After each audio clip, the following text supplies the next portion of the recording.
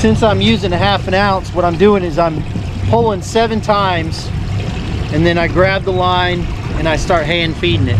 We're in 80 feet of water, so that gets me close, but I want to kind of slow it down when it's going towards the bottom.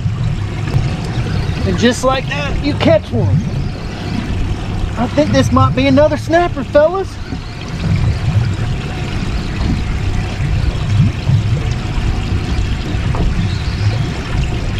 Yes, it is. Boom, just like that. He inhaled it. It's not the biggest one in the world, but it will keep.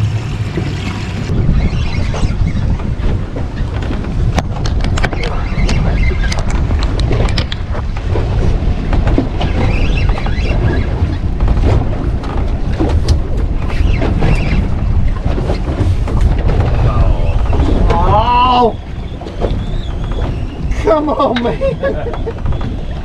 That one just got off. Man, killing me. Killing myself. He's killing me, folks. I'm trying out the new Insta360 RS1 360 camera. I think it's going to bring some cool shots to what we're doing. I'm trying to change it up a little bit instead of the old boring ho-hum straight shot and everything else. But when people don't catch the fish,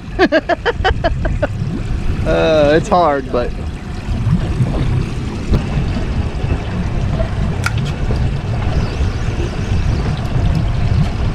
There's a snapper.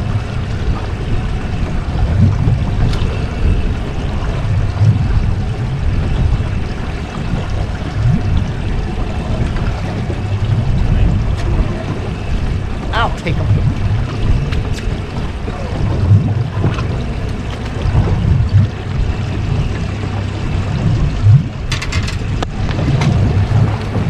Folks, we've had to jump around all day long. We've caught a couple of keeper red grouper, we've caught some mangrove snapper, we haven't caught any hogfish. We're on a huge show of fish, but they just don't want to go. And that happens sometimes. I mean, sometimes you just gotta work through them and see what you can do. But we're all doing 3 different techniques. He's using pinfish, I'm using whitebait, he's using whitebait, but I'm using a 1/2 ounce Huggy and slowly getting it down there. It's a little bit too fast for the slacker and too fast for a quarter, so I went to a 1/2 ounce Huggy, and let's see if we can catch another one.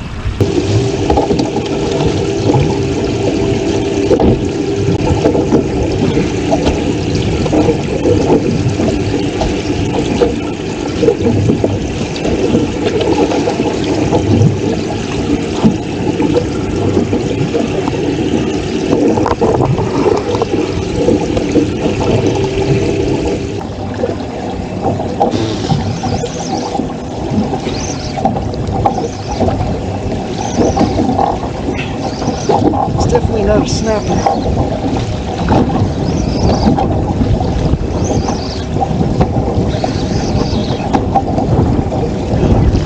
Gag. Wow.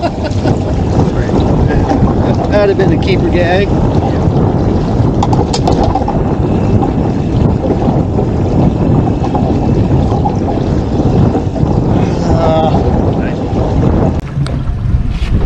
It's only taking sunrise to sunset.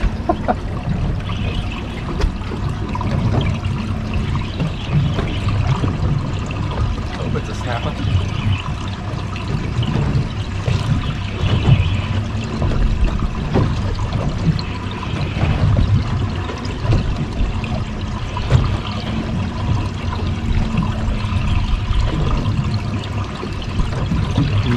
yeah, that's a good one. That's good, man. There you go. That's a beast. Yeah. Man, that makes me want to stay here a couple minutes longer. Said last bait, make it count. All right, we gotta stay just for a minute longer. One more bait. Woo, that's a biggin'. That's a nice man.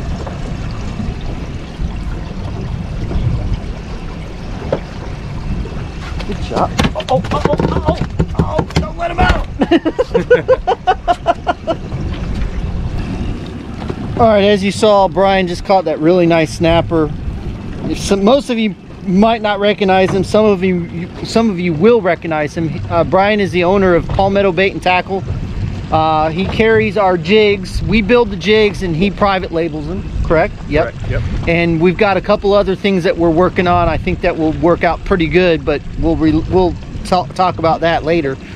But he signed on as a distributor a few months ago, and it's been going pretty good. Yeah, You've been selling great. some jigs? Absolutely. Yeah. So if you guys are down in the Palmetto area, Bradenton area, even Sarasota, come and see Brian with Palmetto.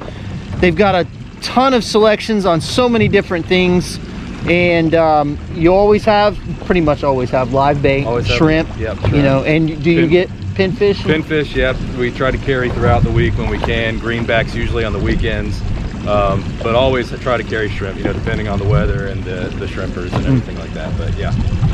Cool. Yep, a full line of frozen bait, artificial baits, I mean, you name it. And if I don't have it, always ask. I'm not one of those guys who's just gonna say, no, I don't carry it. I'll try to get it. I'll try everything I can to get it for you. Yeah. So yeah, just always ask. Cool, yep. So I'll have his contact information and where you can find him in Palmetto. You're right off of 41, right? Yeah, Business Route 41. It's actually called 8th Avenue West. But yeah, it's right about 4 blocks up from the Manatee River. Okay. And the little Green Bridge fishing pier, Palmetto boat ramp, you know, all that kind of stuff. Okay. So we're right close to that. Cool. Excellent. Well, nice job on that big mangrove. Yeah, finally. Let's go talk to the guy that keeps losing fish. That's not me. Come on, Chris. Now you've been watching the show for a while now, haven't you? Probably at least 2.5 years. Yeah, so a while. Yeah, moved to Ruskin on the water 2 years ago, so probably closer to 3 years. Okay. Yeah. Started. I don't know why you watch our show.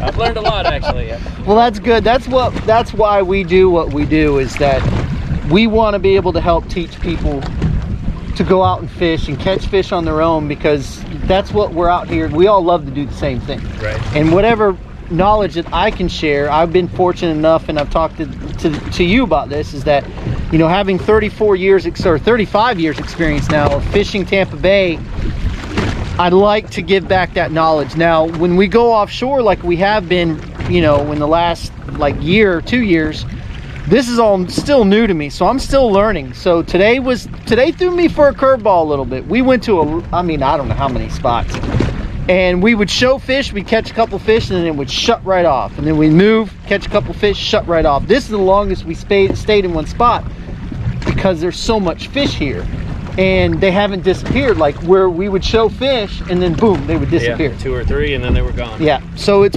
been a weird day, but we've got a nice cooler full of fish. We're getting ready to head back in, but I wanted to introduce you guys to Chris. You'll see him on the boat again. We're gonna go out on his boat to do and please don't be mad at me, I started looking through the consultation trip emails and they go back to May, and I feel horrible. I'm just trying to figure out some time to be able to do it. So I really want to get into that and start doing that kind of thing. But I want to say thank you for coming out with us. I appreciate it. We've talked over and over again at Finn's Fishing Club, and so finally we had a date that you asked me, hey, you fishing Monday or Tuesday? I said maybe Tuesday, just contact me later. So it worked out. But anyway, you were supposed to catch fish when I was talking. Yeah, well, you know. I guess I'm gonna have to go back and do it. I'm gonna have to drop one more bait and see what we can do. Just one more. Just one more.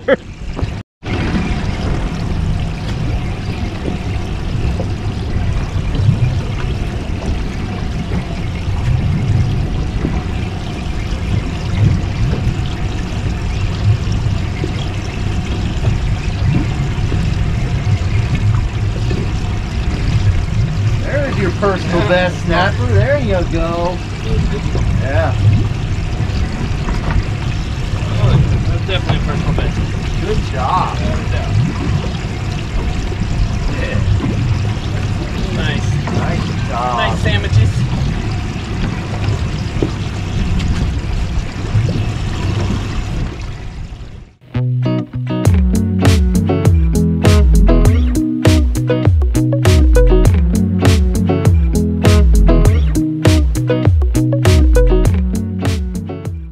Well, folks, as you've seen in this video, we actually didn't start filming until late in the afternoon.